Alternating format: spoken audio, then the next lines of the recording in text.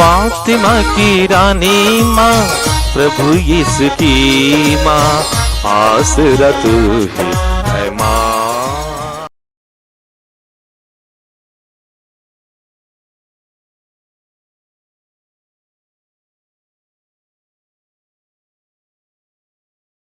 पहला पाठ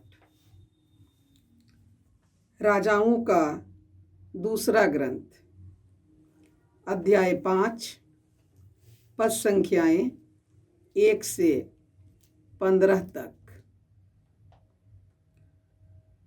आराम के राजा के सेना अध्यक्ष नामन को अपने स्वामी का सम्मान तथा कृपा दृष्टि प्राप्त थी, क्योंकि प्रभु ने नामन द्वारा अरामियों को विजय दिलाई थी। वह महान योद्धा था, किंतु कोढ़ी था। अरामी छापामार किसी समय इस्राएल के देश से एक कन्या को उठाकर ले आए थे और वह नामन की पत्नी की दासी बन गई थी।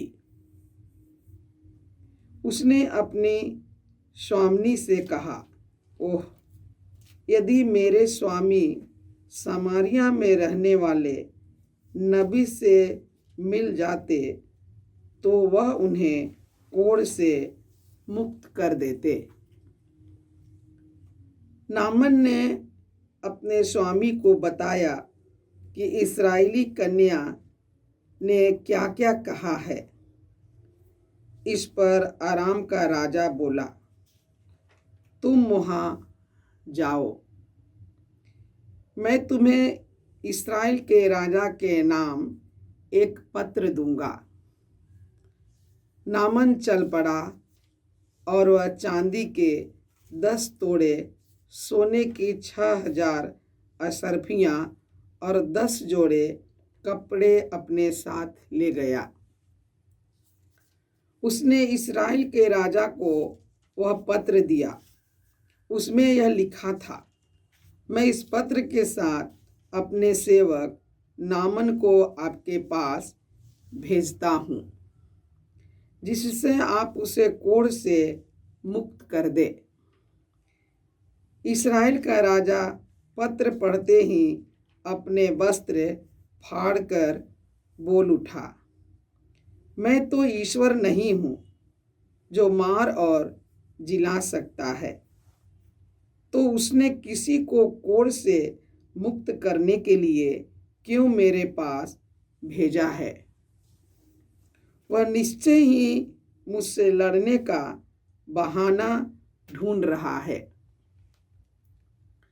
जब ईश्वर भक्त एलीशा को यह पता चला कि इस्राएल के राजा ने अपने वस्त्र फाड़ डाले हैं, तो उसने राजा के पास यह कहला भेजा, आपने क्यों अपने वस्त्र फाड़ डाले हैं?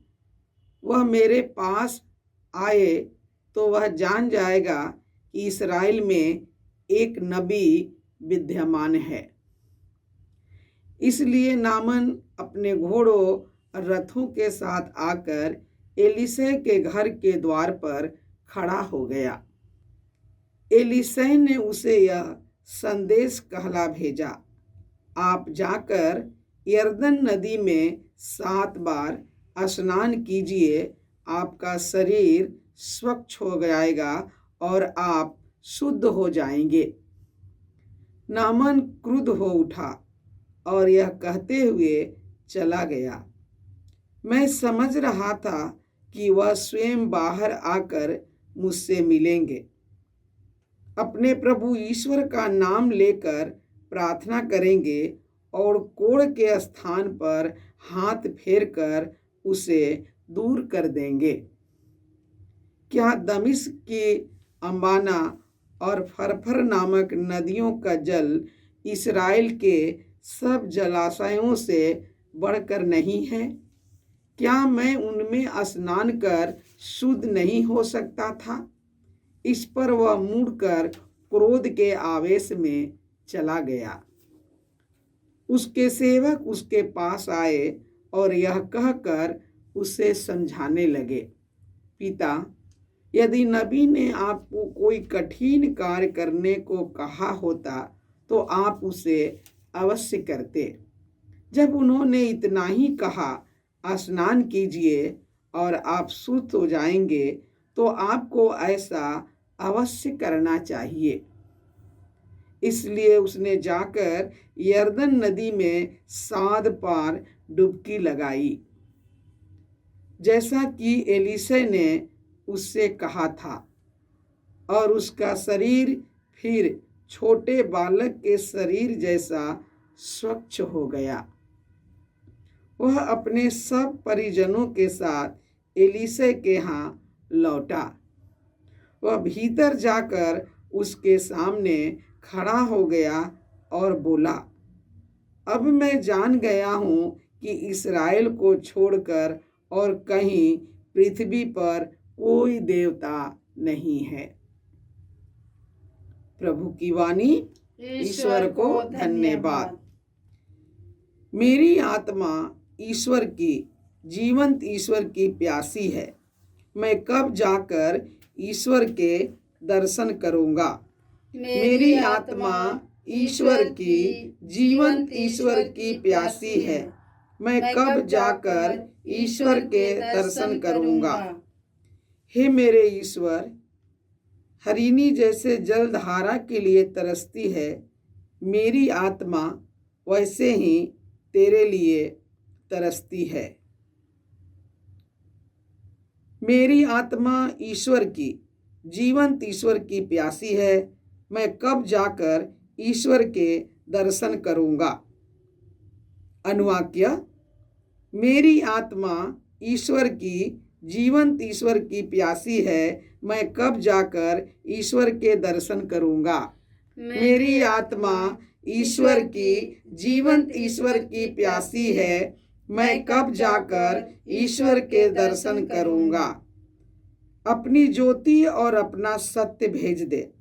वे मुझे मार्ग दिखाए और मुझे तेरे पवित्र पर्वत तक, तेरे निवास स्थान तक पहुंचा दे। अनुवाक्य। मेरी आत्मा ईश्वर की, जीवंत ईश्वर की प्यासी है। मैं कब जाकर ईश्वर के दर्शन करूंगा। मेरी आत्मा ईश्वर की, जीवंत ईश्वर की प्यासी है। मैं कब जाकर ईश्वर के दर्शन करूंगा। मैं ईश्वर के वेदी के पास जाऊंगा, ईश्वर के पास जो मेरा आनंद है। मैं बीना बजाकर अपने प्रभु ईश्वर की स्तुति करूंगा। अनुवाक्य। मेरी आत्मा ईश्वर की, जीवंत ईश्वर की प्यासी है। मैं कब जाकर ईश्वर के दर्शन करूंगा। मेरी आत्मा ईश्वर की, जीवंत ईश्वर की प्यासी है। मैं कब जाकर ईश्वर के दर्शन करूंगा। जय घोष। प्रभु ही मेरा आसरा है।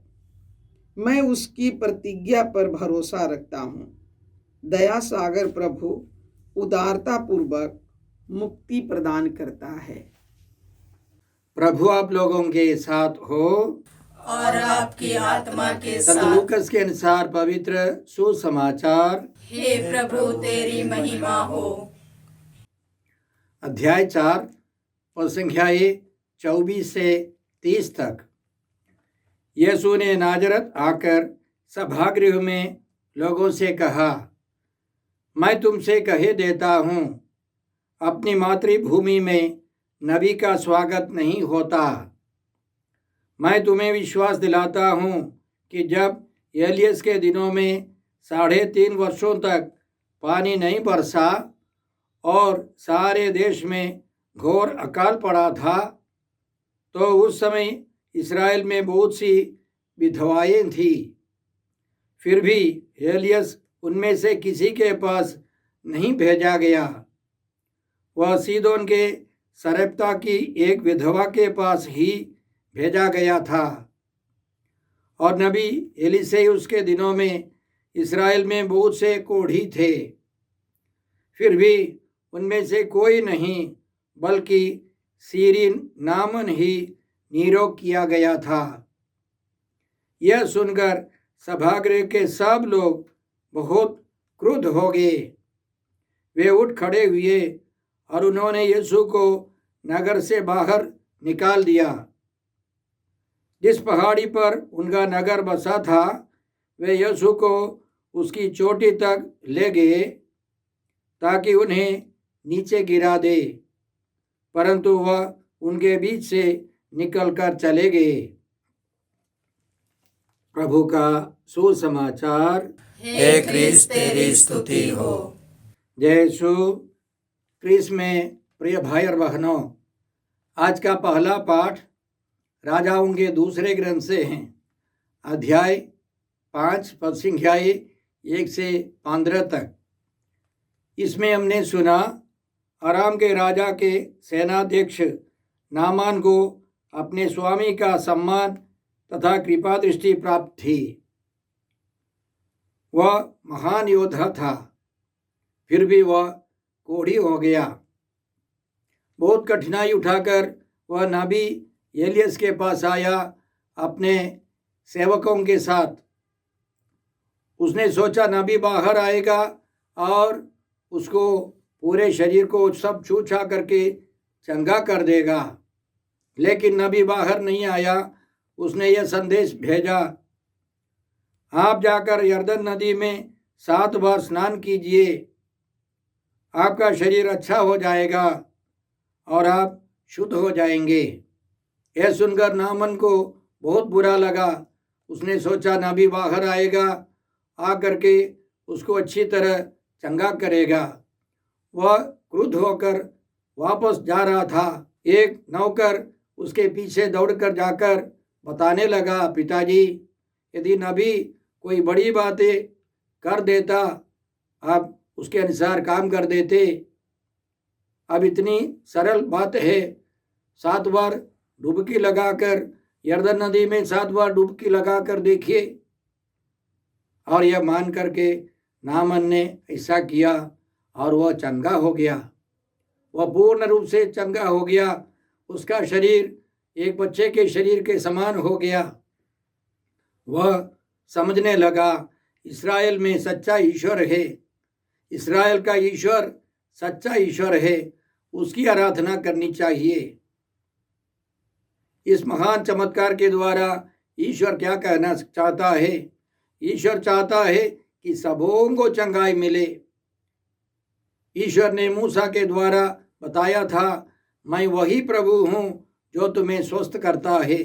केवल इस्राएलियों को नहीं, सभी लोगों को चंगा करने वाला ईश्वर है।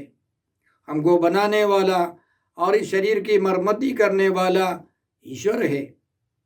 दवाई के अंदर हो, डॉक्टर के अंदर हो या प्रार्थना में हो, हम चंगे हो जाते हैं, वो ईश्वर की शक्ति है। ईश्वर सबों को बचाना चाहता है। इसलिए आज के स्तोत्र में, स्तोत्र 42 में स्तोत्रकार इसी तरह कहता है, हे मेरे ईश्वर, हरिणी जैसे जलधारा के लिए तरसती है, मेरी आत्मा वैसे ही तेरे लिए तरसती है। मेरी आत्मा ईश्वर की, जीवंत ईश्वर की प्यासी है। मैं कब जाकर ईश्वर के दर्शन करूंगा? अपनी ज्योति और अपना सत्य भेज दे। वे मुझे मार्ग दिखाए और मुझे तेरे पवित्र पर्वत तक, तेरे निवास स्थान तक पहुंचा दे। मैं ईश्वर की वेदी के पास जाऊंगा, ईश्वर के पास जो मेरा आनंद है। मैं वीणा बजाकर अपने प्रभु ईश्वर की स्तुति करूंगा। ईश्वर हमको बचाना चाहता है, चंगा करना चाहता है। हमें ईश्वर के पास जाए। वह गैर यहूदी, गैर इस्राएली नामन हमको क्या सिखाता है? कठिनाई उठा करके हमें ईश्वर के पास जाना है, ईश्वर में विश्वास करना है, ईश्वर के वचनों में विश्वास करना है, तो हमारा प्रभु ईश्वर हमारे जीवन में महान चमत्कार करेंगे। यह ईश्वर का वादा है। इसलिए हम कृपा मांगते हैं, हम प्रभु के वचनों को पढ़ें उन पर मनन करे और विश्वास कर प्रार्थना करे, प्रभु हमको चंगा करे, शक्ति दे। आज के सुसमाचार में हमने सुना कि प्रभु यीशु का तिरस्कार हुआ है। उनके अपने लोगों ने उनका तिरस्कार किया, यहाँ तक उनको मार डालने के लिए अपने गांव के एक ऊंचे पहाड़ पर ले जाकर वे उनको धक्का देकर नीचे गिराना चाहते थे, मार डालना चाहते थे। लेकिन यीशु को क्रूस पर मरना था अपनी मर्जी के अनुसार, अपने समय पर, इसलिए वे निकल गए। क्यों उनके लोग इतने गुस्सा करने लगे? यीशु से इतने नाराज क्यों थे? इसी घटना के पहले कुछ और घटनाएं घटी थी। इसके बारे में संत लूकास इसी तरह हम सबों को समझाते हैं। संत लूकास के सुसमाचार अध्याय 4 में हम लोग इस प्रकार पढ़ते हैं, यीशु नाजरत आए जहाँ उनका पालन पोषण हुआ था। विश्राम के दिन वो अपनी आदत के अनुसार सभागृह गए। वह पढ़ने के लिए उठ खड़े हुए और उन्हें नबी इसायास की पुस्तक दी गई।